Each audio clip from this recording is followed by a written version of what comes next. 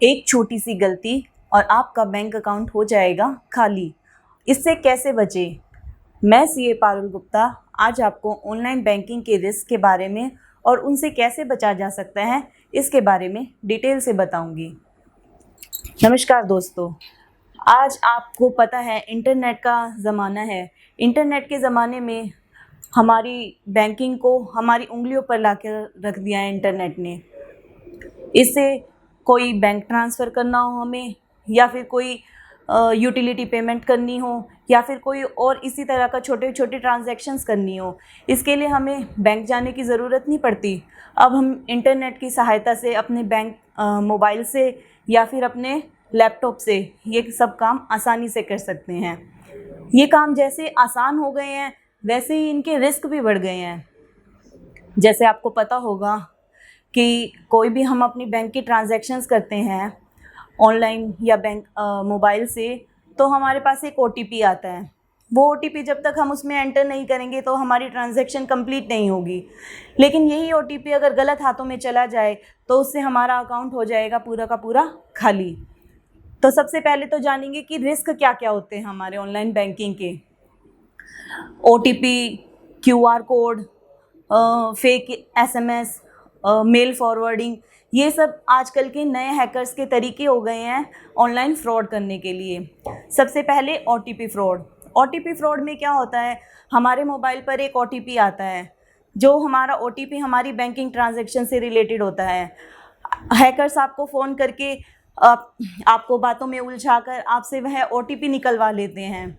जैसे ही आपका ओटीपी गया और आपका पूरा का पूरा बैंक अकाउंट हो जाता है खाली।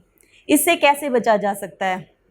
आपको यह हमेशा पता होगा कि कभी भी कोई बैंक या कोई और कंपनियां कभी भी ओटीपी आपसे नहीं मांगती। आपको अपना ओटीपी, एटीएम कार्ड और यूपीआई पिन, ये सब अपने सेफ रखने होते हैं। किसी को कभी भी डिस्क्लोज़ नहीं करना चाहिए।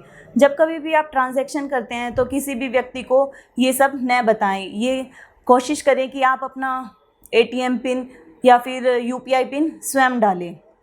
दूसरा हो गया एसएमएस फ्रॉड। लोग लालच दे देते हैं, जैसे आपकी लॉटरी लग गई है, आपका प्राइज़ निकल गया है। इन सब लालचों में न पड़े। इस तरह के जो एसएमएस आते हैं ये सब फ्रॉड होते हैं। इस तरह से वो आपसे आपकी छोटी छोटी जानकारियां मांगते हैं। उन जानकारियों में आपकी बैंक डिटेल्स भी जुड़ी होती हैं। वो कहेंगे कि हम आपको आपके बैंक अकाउंट में इतना अमाउंट ट्रांसफ़र करेंगे, आप अपनी बैंक की जानकारियां दे दीजिए। आप जैसे ही आपकी बैंक की जानकारियां उनको देते हैं, वो सब आपके अकाउंट हैक कर लेते हैं, और हैक करने के बाद उनमें से उसकी सारी अमाउंट ख़त्म हो जाती है। तीसरा हो गया है ईमेल फॉरवर्डिंग या फिर मैसेज फॉरवर्डिंग। ये हो गया है, उनमें एक वो लिंक देते हैं। जैसे ही आप उस लिंक को ओपन करते हैं, डाउनलोड करते हैं, कोई एक ऐप होती है चुपके से आपके फ़ोन में डाउनलोड हो जाती है और आपको पता भी नहीं चलता। उससे क्या होता है, आपके सारे के सारे जो मैसेजेस होते हैं वो हैकर्स के पास ट्रांसफ़र होने लग जाते हैं। जैसे ओटीपी जो आते हैं वो भी उनके पास ट्रांसफ़र हो जाएंगे। जैसे ही आपका ओटीपी गया, आपका ट्रांजैक्शन अकाउंट खाली हो गया। तो इस तरह की ऐप्स को इंस्टॉल करने के लिए या मैसेज फॉरवर्ड करने से बचें, क्योंकि ये हमेशा गलत लोगों के ही होते हैं। और तीसरा, आजकल वैक्सीनेशन से जुड़े भी काफ़ी फ्रॉड होने लग गए हैं। उसमें आपकी जानकारियां मांगी जाती हैं। आपकी पर्सनल डिटेल्स तो होती हैं और साथ में एक बैंक अकाउंट की और जानकारी जोड़ दी जा रही है। तो वैक्सीनेशन के लिए कभी भी हमारे बैंक अकाउंट की तो डिटेल्स ज़रूरी होती ही नहीं है। तो इसलिए आप उसमें अपने बैंक की डिटेल्स देने से अवश्य बचें। ये फ्रॉड होते हैं कभी का। और बैंक की जो हमारी ऐप होती है उसको डाउनलोड करते समय ये समय अवश्य ध्यान रखिए कि वो बैंक के द्वारा ही दी गई हुई हो। कभी कभी फ्रॉड्स जो होते हैं वो सेम बैंक जैसा मिलता जुलता लिंक बना देते हैं और आपके पास फॉरवर्ड कर देते हैं। आप उसको ऐप को डाउनलोड कर लेते हैं बैंक की समझकर, जबकि वो होती है हैकर्स की। इससे भी आपको बचना चाहिए। एक फ़ोन कॉल फ्रॉड करके भी हमारे काफ़ी चल रहा है। उसमें बैंक का कर्मचारी बनकर लोग आपसे बात करते हैं और आपकी छोटी छोटी जानकारियों के साथ बैंक की डिटेल्स भी मांगते हैं। और ये तो हमें पता ही है, बैंक से कभी भी कोई फ़ोन कॉल आता है तो वो हमारे बैंक की डिटेल्स कभी नहीं मांगते। इस तरह का अगर आपको कोई फ़ोन कॉल आता है तो आप उन्हें अपने बैंक की डिटेल्स कभी ना दें। बैंक अकाउंट से रिलेटेड जानकारियाँ आपको हमेशा गुप्त रखनी चाहिए। एक और क्यूआर कोड करके फ्रॉड और चल रहा है, उसमें ऑनलाइन खरीद बेच जो लोग करते हैं उनके साथ ये फ्रॉड काफ़ी हो रहा है। जो पुराना सामान बेचते हैं OLX वगैरह के थ्रू, उसमें क्या नकली खरीदार बनकर लोग अपना कहते हैं हम एडवांस पेमेंट करना चाहते हैं, इस तरह करके वो आपका क्यूआर कोड स्कैन मांगते हैं। जैसे ही आपका क्यूआर कोड स्कैन करते हैं और आपका अकाउंट हो जाता है खाली। इस तरह से ऑनलाइन शॉपिंग करते हुए या फिर खरीद बेच करते हुए आपको इन चीज़ों का सावधानी से पालन करना चाहिए। अपना क्यूआर कोड कभी भी गलत लोगों के साथ शेयर न करें। अब इसके साथ है कि हम लोगों को कभी कस्टमर केयर की आवश्यकता पड़ जाती है, किसी कस्टमर केयर नंबर की, और गूगल से हम वो सर्च कर लेते हैं। गूगल से सर्च ना करने की बजाय उस कंपनी की साइट से ही हमें सर्च करना चाहिए। वो नंबर गूगल पर कभी कभी लोग हैकर्स जो होते हैं अपना फेक नंबर डाल देते हैं, जिससे यूज़र्स को सही नंबर ना मिल के गलत नंबर मिल जाता है। और ज़्यादातर जो कस्टमर केयर नंबर होते हैं वो 1800 से शुरू होते हैं, इस बात का हमें ध्यान रखना चाहिए। और जो ये हमारे पास डेबिट कार्ड क्रेडिट कार्ड होता है, इनका भी बड़ी सावधानी से इस्तेमाल करना चाहिए। डेबिट कार्ड क्रेडिट कार्ड से रिलेटेड जितने भी से जो फ्रॉड्स होते हैं वो OTP के थ्रू ही होते हैं। जब तक हमारा OTP लीक नहीं होगा तो हमारे डेबिट कार्ड क्रेडिट कार्ड से भी फ्रॉड नहीं होगा। तो आप अपना डेबिट कार्ड क्रेडिट कार्ड ये समझिए कि OTP गलत हाथों में ना जाए, तो आपकी ये चीज़ें सेफ़ रहेंगी। उसके बाद हम एक कंप्यूटर पे या फ़ोन में एनीडेस्क टीम व्यूअर डाउनलोड कर लेते हैं और रिमोट यूज़र को अपने PC का लैपटॉप का ये ऑथराइज्ड एक्सेस दे देते हैं।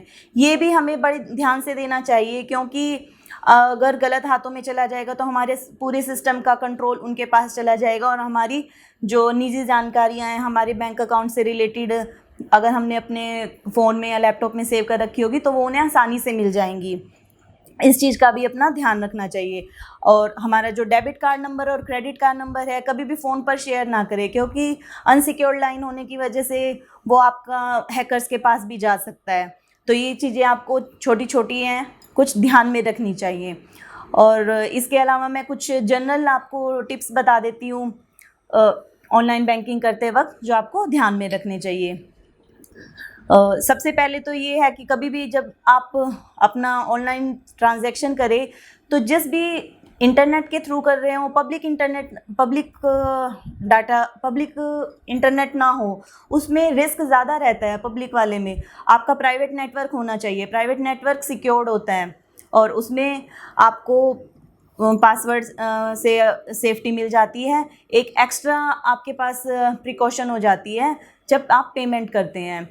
और जब आप पेमेंट करते हैं तो ऊपर सबसे ऊपर एक URL करके आता है http/ और आगे उसका लिंक होता है।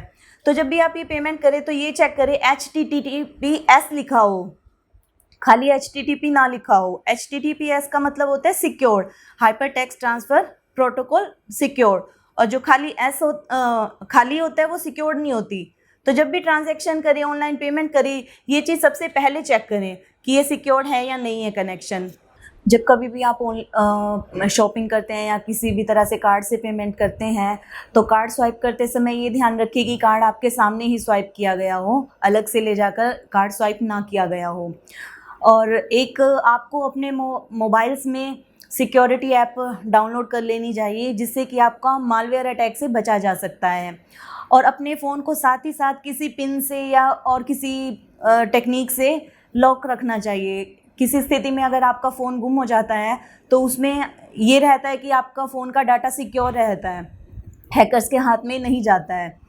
जब कभी भी आप कोई ट्रांजैक्शन कंप्लीट कर लेते हैं, ट्रांजैक्शन कंप्लीट होने के बाद सीधा ब्राउज़र को बंद ना करें, पहले उसको लॉग आउट करें, उसके बाद ब्राउज़र को बंद करें। खाली ब्राउज़र को बंद करने से सिर्फ ब्राउज़र बंद होता है, लेकिन वो जो ऐप हमारी चल रही होती है उसमें हमारा अकाउंट खुला रह जाता है, जिससे कि गलत हाथों में वो जा सकता है।